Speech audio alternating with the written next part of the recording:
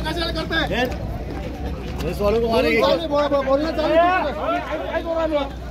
बोलना चालू समझदारी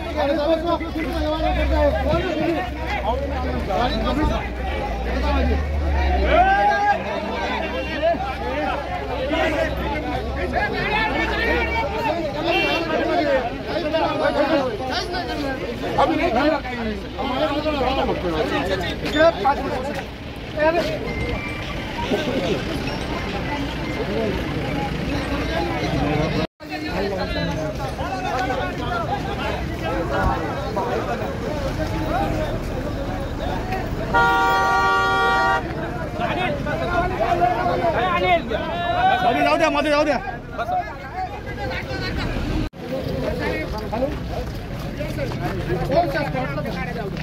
नाही थांबा सर आमदार साहेब थांबा हो आले आले थांबा जरा हो आले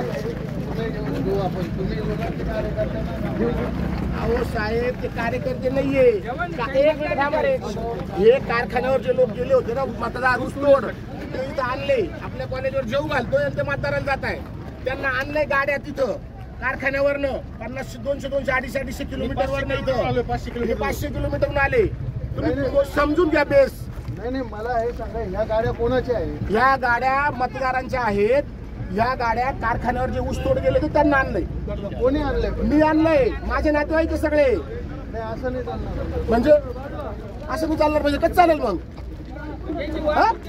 मग तुम्ही यांना काय करणार आता तुम्ही माझ्या बोलू नका साहेब बोलताय साहेबांना बोलू नका असं नाही चालणार म्हणजे मग मतदार काही तर थांबून ठेवायचे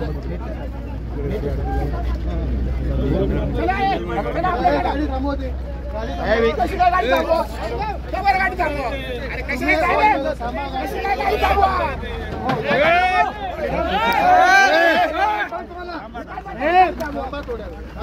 काय समजून घ्या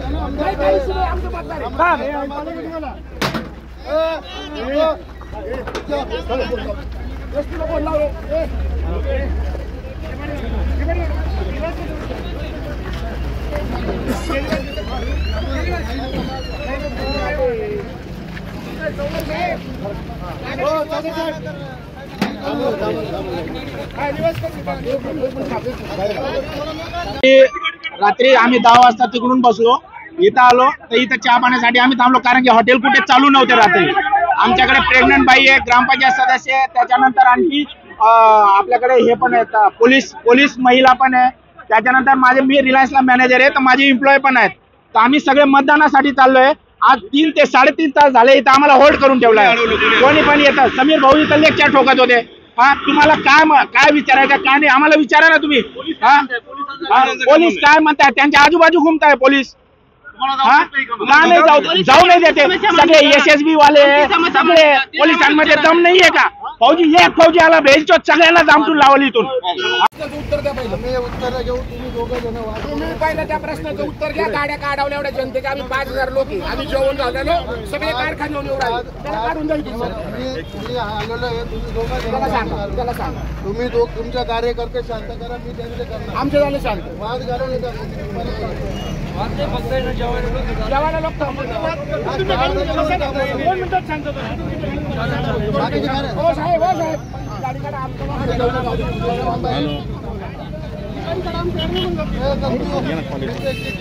एक मिनिट हो साहेब गाडी काढा माझं कॉलेज आहे माझी प्रायव्हेट प्रॉपर्टी याची गाडी काढायला बोलून घ्या पोरं मला ऐकलं काय विषय क्लिअर करतो सगळं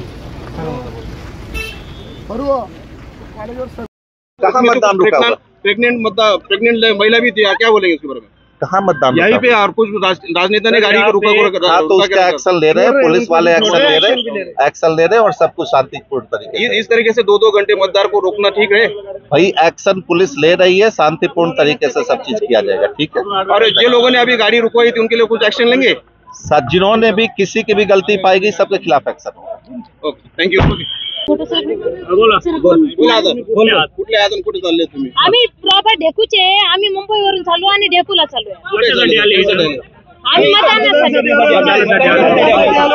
मतदानासाठी आलोय आम्ही इथं. अरे 2 मिनिट थांबा. काय सापडलं, काय निरीक्षण केलं? त्रास होतोय. सर मतदारांना आम्ही एपीएसटी टीम मधले आहे साहेब. पोलीस प्रशासन आम्हाला गाडी चेक करायची आहे. गाडीमध्ये काही मुद्देमाल आहे का, संशयित गाडी वाटली म्हणून आम्ही चेक करतोय. आता गाडी चेक झाली आहे. ऑब्झर्वर साहेब येत आहेत, आमचे मेन इंचार्ज. मतदारांना वेटीस धरणं कितपत योग्य आहे? एकीकडे निवडणूक आयोग म्हणतात का जास्तीत जास्त मतदान करा, दुसरीकडे जर पोलीस आणि तुम्ही अशा मतदारांना अडवून ही एक वेटीस धराल तर मतदारांवर दडपशाही नाही का? सर आम्हाला 15 मिनिटापूर्वी फोनवर ही तक्रार कळाली. 1.5 तासापासून ही परिस्थिती चालू आहे. महिला रुग्ण आहे गाडीमध्ये. मान्य आहे साहेब, म्हणून मी पूर्ण गाडी वगैरे चेक केली, वरती रिपोर्ट केलेला आहे तहसीलदार साहेबांना. गाडीमध्ये आपण तपासणी केली, काय आढळलं? गाडीमध्ये ज्यावेळेस तपासणी केली त्यावेळेस लोकांच्या बॅगा आम्ही सर्व तपासणी केलेली आहे. त्यामध्ये फक्त थोडंसं खायचं सामान आणि त्यांचे कपडे लत्ते. त्यांच्याकडून माहिती अशी मिळाली की तुम्ही मुंबईवरून निघाले आणि ढेकूला मतदानासाठी चाललेले.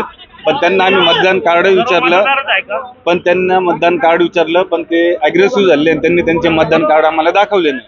तर तसं आम्ही रिपोर्ट वरती केलेला आहे. पुढेही SST टीम्स वगैरे असतात. बाहेर राज्यातील बिहारी वगैरे कोणी आहे का या गाडीमध्ये? मतदान करण्यासाठी जेव्हा मतदार जातो केंद्रावर तेव्हा त्याला आयडेंटिटी केली जाते. मग तिथे जर त्यांच्याकडे नसेल तर मतदान कसं करता येईल? मतदानच्या ठिकाणी आयडेंटिटी चेक करणं आणि साहेब एपीएसटी टीम म्हटल्यानंतर भरारी पथक, संशयित गाड्या हे चेक करणं आमचं काम, हे शासनाने काम दिलं. आता एवढा मोठा ताफा चाललेला आहे निवडणुकीच्या मानाने, ते एवढं एक खटी लोक बिहारी असल्याचा आरोप केला गेलाय काय साहेब? आता आरोप काय केलेला आहे ते तर मला कल्पना नाहीये. मला माझ्या काय होते, कुठले लोक आहेत? गाडी पूर्ण चेक केली, हे ढेकूचे लोक आहेत. म्हणजे मतदारसंघातील लोक आहे. हो.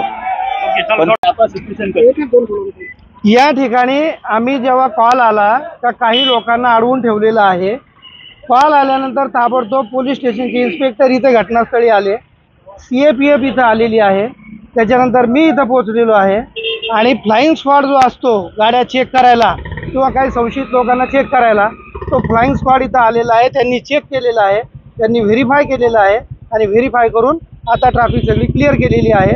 परिस्थिती आता पूर्णपणे 100% नियंत्रणामध्ये आहे. सर एक असा आरोप केला जातो आहे का हे जे मतदार आहे आणि यांना जाणून बुजून 2 ते 3 तास अडवण्यात आलेलं आहे विरोधकांनी, काय म्हणाले? नाही, तसं जाणून बुजून म्हणता येणार नाही. जर कोणाच्या मनात काही शंका असेल त्यांनी जरूर आम्हाला कळवावं आणि जी यंत्रणा आहे ती व्हेरीफाय करायचं काम त्याचं करणार आहे. आता हे व्हेरीफाय झालेलं आहे आणि आता व्हेरीफाय करून उमेदवार आणि त्यांच्या कार्यकर्त्यांनी काय याबाबतीत राडा झाला काय? एक 2 उमेदवार जे आहेत नांदगावचे त्यांच्यामध्ये एक शाब्दिक बाचाबाची झालेली आहे, परंतु पोलीस मध्ये होते त्याच्यामुळे काही प्रॉब्लेम नाहीये. सर हे जेवढी चेकिंग करण्यात आली हे कुठले लोक आहे, मतदारसंघातले का बाहेर? नाही, त्यांचे कार्ड पाहिलेले आहेत, एपीएसटीने सांगितलेलं आहे का ते मतदारसंघातले आहेत आणि त्याच्यामुळे त्यांनी सोडलेले आहेत. नाही, बिहारी वगैरे कोणी नाहीये, बिहारी कोणी नाहीये. परिस्थिती पूर्ण नियंत्रणात आहे.